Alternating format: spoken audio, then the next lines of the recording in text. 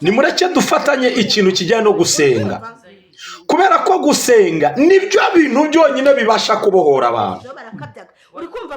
Abantu benshi bararushye, abantu benshi bararemerewe. Umuntu ushobora kwibwira ngo ni umukire yarakize yagezeyo, ariko afite imbaraga ndetse zimuboha zituma adashobora ndetse kuba umuntu w'umumaro, akaba ari aho ngaho byaramucanze. wowe ukagira ngo umuntu ni umunyamafaranga, ni umutunzi, ari aho ngaho yarataye umutwe, aremerewe ndetse intambara ari nyinshi muri we, urugo byaranze ndetse abana ni dayimoni cyangwa se abana n'umuzimu cyangwa se abana n'abarozi, kandi ari byinshi bimurwanya. Ariko reka ubwira inshuti z'umusaraba, nyamara wiharanira gushaka iby'isi, haranira kwegera Imana cyane. Yego n'iby'isi bishake, ariko wibiha umwanya cyane kurenza uko Imana umwanya. Erega Imana niyo ifite agaciro mu buzima bwawe, kuko niyo y'umumaro, niyo ndetse yabasha kugira ibintu ihindura, ikagira ibintu ikora. Hari abantu benshi ndetse ushobora kubana nabo, hari abanyamagambo ndetse bumva ijambo rimwe bakajya bagagukoraho inkuru, urabona ariko kuko ibintu bijyanye n'abantu bubaka inkuru ndetse batahagazeho, ndetse bakirirwa bakavuga runaka, bakavuga ba runaka, ndetse bagashyiramo montage nk'uko nawe ari kubyivugira ngo ndigushyiramo ngo nyine umunyu ndimo arasingiza. Turatangiye filime yacu. Yes, turabasohoje bakunzi ba Devira cyangwa se b'umuhamya ni Yesu TV.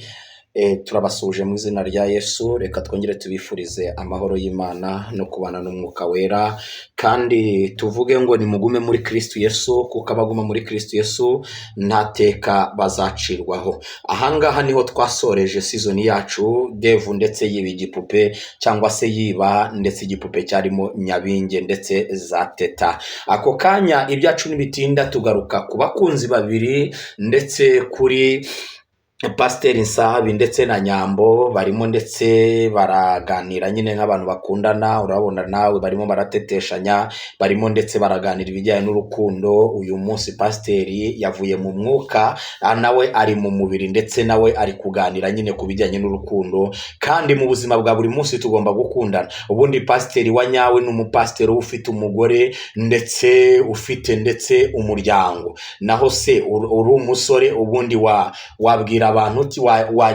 waganiriza abantu batsingo ukababwira uburyo bakubaka urugo gute. Ariko yuri umugabo nawe umenya inshingano uko zigomba kugenda, warangiza ndetse ukabasha kumenya uburyo ugomba kuganiriza abantu bubatse ingo, ukababwira ngo mugomba kwitwara gutya, mugomba kubigenza gutya. Nubwo ibigeragezo bihari mu rugo, ariko nzi neza ko yo mubashije kwihanganirana, hari ibintu bibasha guhinduka, hari ibintu bibasha kugenda neza, hari ibintu ndetse bibasha gusobanuka.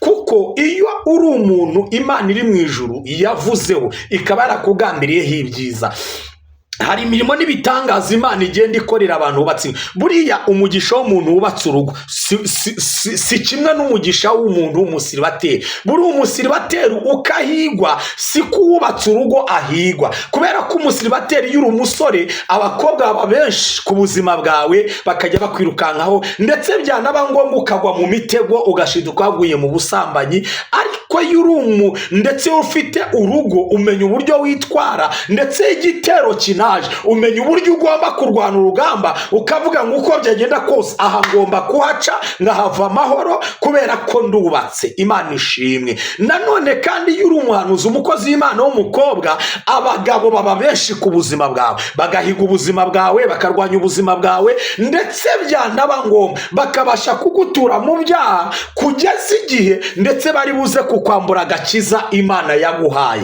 Ariko Imana yakuvuzeho ntacyabasha guhungabanya umugambi w'Imana. Ongera uvugire ngo amen. Umuntu turi kumwe kuri iyi channel umuhamya ni Yesu TV, turi gusesengura Devira, nawe mvugira ngo amen. Andika muri comment uvuge ngo nibyo kubana na Yesu kuko ari byo by'agaciro kandi ari byo by'umumaro. Nshuti bene data, nubwo bimeze gutya, urugamba rujya rubasha kurangira, ibyari ibibazo bigahinduka ibisubizo, kandi ndagira ngo nkubwire ngo iyo uri mu kigeragezo ukabona ikigeragezo cyanutse, Imana iri mu ijuru ibije gutabara. Kandi akamubwira iyo wishimye cyane ujye umenya ngo ujye uhita umenya ko uko wishimye ari nako umwanzi ari gushaka uburyo aho yinjirira abashe kurwanya icyo Imana yagize gute yakuvuzeho. Alright, turacyakomeje season yacu bene data, ndetse turacyareba Devira cyangwa se Sekibi ako kare kari gaciyeho, ariko ni ngombwa kuko nshuti z'umusaraba biba ngombwa cyane, ndetse tukabasha guhugurana, kubera ko muri byaravuga neza ngo kubana kwabo kwiza barahugurana be kugwa mu cyaha babone amahoro. Imana ishimwe, Imana ihimbazwe cyane. Na Paulo naye yabivuze neza, aravuga ngo kubana Yesu iteka mu ijuru bidutera umunezero bikatwishimisha. Haleluya, Imana ishimwe bene data, Imana ishimwe nshuti z'umusaraba, nshuti za Yesu. Nimuze duharanira kubana n'Imana, duharanire kwegera Imana, ndetse no gukora ibyo Imana ishaka. Imana muri baha umugisha mwinshi. Dukomeje season yacu. Barakwereka ibyacu n'ibitinda twakomeje, ndetse kubona ndetse uwitwa Pastor Nsabi, ndetse no gukomeza kubona uwitwa ndetse Nyambo barimo baganira, barimo bateteshanya nyine nkuko twabitangiye babwirana, ndetse utugambo twiza tw'urukundo, kandi ni ngombwa batubwirane kuko urukundo ni rwiza. Mwene data, iyo utarakunda wowe urabireba ukabifata nk'imikino, ariko umuntu wakunze uzi ko buri urukundo rushobora kukwerekeza ku bidashoboka, kandi ari urukundo rukabikwerekezaho. Ndagira ngo nkubwire ngo gukunda ndetse ni ikintu wowe ubwawe utapfa ko wowe ubwawe kuvuga ngo ngo ngiye gukunda ngo ndabigenza gutya ngo biragenda gutya. Oya, gukunda ni ibintu, ndetse navuga ngo ikizi ni nk'ikintu cyitwa guhatirizwa gukora ikintu, kandi icyo kintu uhatirijwe kugikora, inzira zose wacamo ukajya usanga cya kintu ukirimo, kubera ko ni urukundo nyine wakunze. Tugaruka hakuno kuri Miki no tugarutse wibuke, ndetse byarangiye, ndetse uwamushimuse ari we Devu yaramaze yirukankanye cya gipupe. Hanyuma mu kwirukankana cya gipupe byarangiye gute, byagenze gute? Ndetse Miki yagize ubwoba cyane. Hanyuma mu kugira ubwoba Miki byacu n'ibitinda, uko kanya avuza induru. Mu kuvuza induru nibwo ndetse Nzayino yazaga, aramuhazaga, ariko mabuja ubaye iki? Ati Devu, ati ndamubonye, ati umwe washimusa, atari ko ni wasaze. Ati Devu se yagushimuta gute? Atajyanye cya gipupe, ati kandi ati akorana na Teta, ati none ajyanye cya gipupe. Undi aramuga ati none si igipupe hari ikibazo kifite? Ati ntabwo ubizi buriya, ati bigiye kuba. Atangira kumuganiza. Zene aramuga atari ko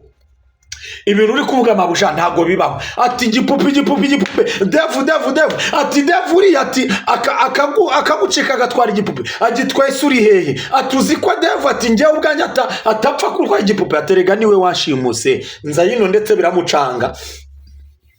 Nzayino arangije yibaza byinshi, arashoberwa. Arangije aravuga ngo uwo Devu ni wabo ndahazi. Ati urahazi? Ati ndahazi. Ati Devu wabo ndahazi. Ati nge ndahazi. Ati uretse tuzajyayo, ati tugende tujye kuzana icyo gipupe. Ati okay, ati Imana ishimwe nimba uhazi. Ati ariko se, ati kubera icyo ufite ubwoba? Ati ubundi ufite ubwoba bw'iki ubundi mabuja? Ati abamabuja b'iminsi mwaranyobe. Ati ariko uri muzima? Ati ndi muzima. Ntabwo usaza? Ati ntabwo nsaza. Ati ndi muzima. Ati ndinde urahanga. Ati suri Nzayino se? Ati ariko Nzayino ibintu urukungira n'ibiki? Ati rega Devu niwe wanshimuse. Ati Devu niwe ndetse wanwaye, ndetse aranzirika. Ati Devu, ati tugaruka kuno kuri Devu. Sasa Devu dore ukagenda nk'igisambo, afite igipupe. Wibuke ndetse iki gipupe kirimo ndetse nyabinge, kirimo imbaraga z'umwijima. Ako kanya nibwo ndetse akigenda na cya gipupe nibwo yafashwe n'ikintu cyitwa umutwe. Kumbi inyuma ye hari uhaturutse. Ninde? Ni Aisha. Aisha ari kuza yitegereza ibya Devu, ndetse Devu umutwe umumereye nabi, igipupe gisize aho ngaho. Ako kanya ndetse Aisha yibaza byinshi, ndetse biramucanga. Ako kanya yabaje byinshi, ageze kuri Devu amazi ati niko Devu, atari kubundi tuzajya duhura wirembye ati wigira ukuntu atari kubundi ati wajya ureka kubeshyasha wajya ureka kujijisha ati ubundi niki ati kiba cyagufashe ati ko mbona duhura buri gihe cyose ugataka ko ufite ikibazo cy'umutwe.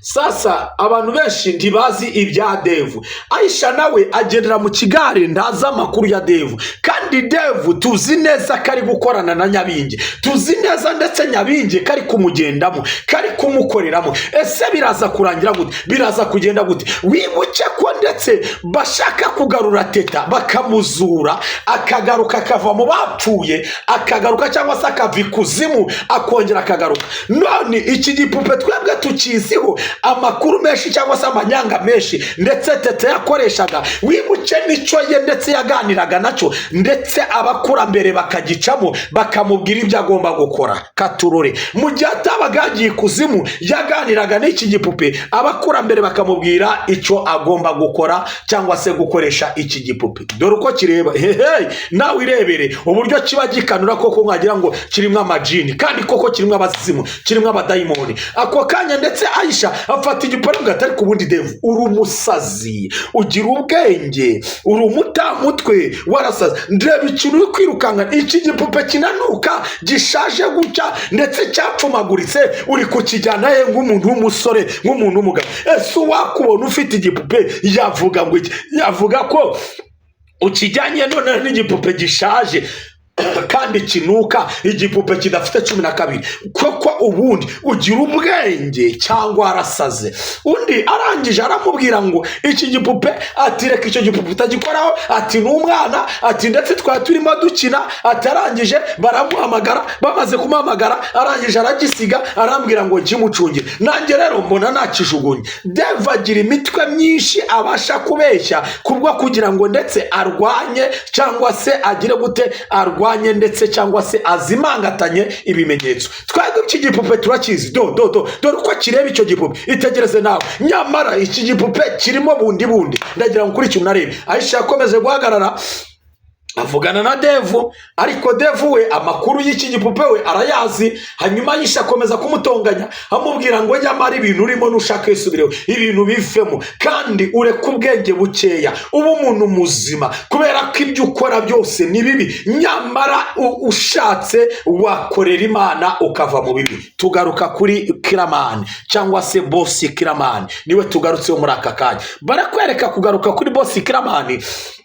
Ibyacu ntibitinda, yarakuvugira kuri telefone atambuka, ahura ndetse na tante wa Nyambo cyangwa se mama Nyambo, ndetse ari kuziririmbira indirimbo z'Imana. Ako kanya bagihura, ako kanya ndetse Kiramani aramusuza, amaze kumusuza ndetse arangije ndetse akomeza kuri telefone avuga ati waruhuze, ati kanigera, avuga ati hoya, ati buretse, ati mbabarira. Ako kanya telefone abarayikubye, amaze kwikupa atangira kuganira nande, atangira kuganira ndetse na tante wa Nyambo ndetse wa mukozi w'Imana. Baravugana amaze ati ese umeze ute nshuti y'Imana? Aramubwira ati meze neza, ati ndamahoro, ati ndashima Imana, ati nukuri, ati ndashima Imana, ati kuko Imana ati hari ibyo yakoze, ati kandi bikomeye, ati yego, ati natwe turaho tumeze neza turashima Imana, ati yego, ati none se, ati nta kibazo, ati nta kibazo, ati ahubwo ati nawe ya nshuti yanjye cyangwa se wa mugore wanjye twadufitanye ubukwe, ati yaraje, ati urumva turi mu mashimwe y'Imana, turi mu bitangaza by'Imana, ubu ngubu dufite ubukwe. Amaze kumubwira ngo ubu dufite ubukwe, aramubwira ati kandi ikindi, ati nagira mbabwire nawe ndetse tante wa Nyambo abashimye Imana, aravuga ati Imana ishimwe. Hanyuma mu kuvuga ngo Imana ishimwe, tugaruka hakuno.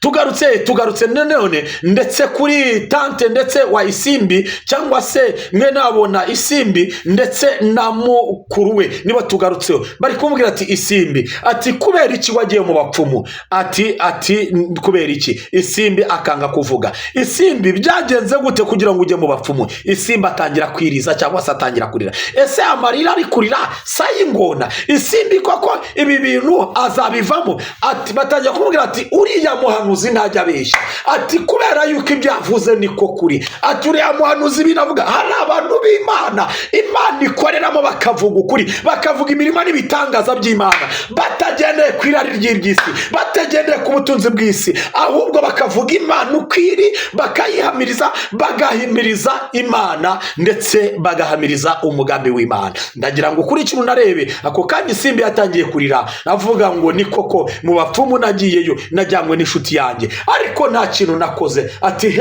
ati mukuru we ati basanga waratambye umwana wanjye Isimbi, ati kubera ko mu bapfumu abantu bajyaho bose bagira ibitambo batamba. Ati niki kubera iki wabikoze? Narakubuzaga nubwo twari mu buzima bubi, ariko nakomezaga kukubuza, nakubwira ngo Isimbi ibintu urimo ntago ari byo, nakubwira ngo nyamara ati reba inzira naciyemo, ati nirirwa nirukanka, ati dore nakuyemo inda, ati dore ati none ati banteye inda, ati ndatwite, ati narabikubwiye, nakubwira ngo ibintu uri gukora sibyo, none wagiye mu bapfumu. Reba mama uburyo arwaye ari ku gisasiro, reba ubuzima tubayemo, reba ubukene turimo, reba ndetse nta waturengera, nta n'uwaturwanirira. None Isimbi dore ikosa wakoze kubera iki? Aya basi katurore ako kanya yakomeje kumbwira ati nukuri warahemutse cyane. Isimbi akomeza kurira, ndetse tante we cyangwa se mwene we baramubwira ngo kubera iki Simbi? Ati kubera iki? Ati nyamara ati gusenga nibyo byagira umumaro, gusenga nibyo byagira agaciro. Simbi warahemutse rwose, kujya mu bapfumu ni ibintu bibi, ibyo wakoze ntabwo byari byiza, nta nubwo bigomba kutunezeza kubera ko ibyo wakoze biteye ubwoba. Isimbi yegurira Imana, usenga uhamagara Imana. Ese Isimbi aya marira ari kurira koko azemera kwiyegurira Imana? Azasenga koko? Ndagira ukuri cyune arebe. Ese Isimbi nazongera gusubirana na Devu? Isimbi afite iraha ry'isi, arimo arashaka amafaranga cyane, kandi amafaranga ari gushaka n'ubu ntarayabona, kandi ndetse ubuzima n'ubundi buracyari bwa bundi. Ese biragenda gute? Wibuke izi filime cyangwa se iyi filime itwigisha ndetse ku buzima buri hanze aha ngaha, itwigisha ndetse ku bijyanye n'imibereho ndetse iri muri iyi si, cyangwa se ku ntambara abantu bahura nazo, cyangwa se ku bukene ndetse bwugarije abantu b'Imana, cyangwa se ndetse ku bintu bijyanye no gusenga, ku bantu ndetse baca intege abandi, cyangwa se ku bantu bakora n'imyuka mibi. Ndagira ukuri cyune arebe. Tugaruka kuri Nzayino ndetse na mugenzi we ndetse Miki, ni baracyarimo ndetse barwanira, ndetse amubwira ngo tugende najya kuhakwereka. Ati kubera yuko nge ndahazi, ati kubera yuko ati ngewe nsanzwe muzi kandi nsanzwe nzi n'ibintu, ndetse Devu nsanzwe muzi, ati uretse ndakwereka, ati ni wawe ndahazi. Ndagira ngo ukurikire unarebe. Nzayino nanone tugaruka ndetse kuri Devu ndetse na Isha, nibwo bakomeje kugendana, aramubwira ngo vayo mujyane mu rugo. Tugaruka hakuno kuri Kiramani ndetse na tante wa Nyambo cyangwa se tante wa Ayisha, nibo tugarutseho. Ako kanya ndetse Kiramani yabwiye ndetse tante cyangwa se mukozi w'Imana ndetse tante wa Nyambo, aramubwira ngo rero ati mfite ikibazo. Ati ikibazo ufite ni ikihe? Aramubwira ngo rero izi ntoki zanjye. Ati yego. Ati hano hari impeta iriho? Ati impeta iriho. Kwa njye se ntayibona? Ati kwa Jinara Yesu impeta urayifite urayambaye? Ati iyo mpeta turayambaye rega. Ati nukuri kw'Imana? Ati ngi impeta sindi kuyibona. Ati kwako? Ati ntabwo uri kwibona? Ati kwa Jinara Yesu. Ati ntabwo uri muzima. Ati kandi impeta ngiyi? Ati dore impeta ngiyi. Ati kuriho? Ati ngiyi kuriho. Ati kandi ngiye mbona ahubwo ahantu impeta ndetse iri ntayihari. Ati ahubwo ari ahantu yishushanyije. Ati impeta kuriho. Karabaye biramucanga. Kiramani biramucanga, aracanganyukirwa, aramubwira ati ahubwo ati ushobora kuba ufite ikibazo. Ati nyamara uracyafite ikibazo? Ati ndabona ahubwo ibibazo bigihari byinshi. Ati Kiramani ati impeta urayambaye? Ati dore ngiyi. Ati kwa Jinarisi. Ati ahubwo se kitanavamo? Ati nyamara ufite ikibazo. Yumva biramucanze. Sasa mu kumucanga Kiramani ndetse yumva arashobewe, ndetse amera nk'umuntu ndetse utaye umutwe nanone, atangira kuvuga ati bivuze ngo ati byanze bikunze teta aracyangendaho. Kurikira unarebe. Ati rero ati none se ati mbwira icyo nakora. Tante wa Nyambo aramubwira ati none rero genda buri kintu cyose ndetse kiri mu nzu cyitwa ngo ni icya teta mugifate mu gisore mu bitweki. Haya basi katurore nimumara kubitwika, hanyuma ndetse nanjye ngiye kugenda negere pasiteri musobanurira ikibazo gihari, musobanurira uko bimeze. Nimara kumusobanurira, hanyuma ikiri bukurikire nta kindi, hanyuma ndetse tuzaza tugufashe gusenga Imana kubera ko impeta urayambaye dore ngiyi ikuriho ndetse yanze no kuvamo. Aya basi turacyakomeje season yacu. Bene data, ndagira ngo mbabwire ngo buriya niba hari ikintu cya mbere kibaho, umwanzi aragatsindwe n'Imana. buriya karande nimbi, satani nta cyiza cye, satani ahora agambirira guconcomera abana b'Imana. ndagira ngo ukuri ikintu arebe muri ako kanya, ndetse akimara kumubwira gutyo Kiramani ndetse byaramucanze biramushobera, arangira avuga ati oke, ati nimba ari uko meze rero, ati bivuze ngo reka nihute ngende muri icyo kintu. ako kanya Kiramani yarahagurutse. tugaruka hakuno, tugarutse he? tugarutse nanone kwa Devi wabo wa Devu, ndetse Aisha aramuzanye kandi azanye na Nyabinge muri urugo.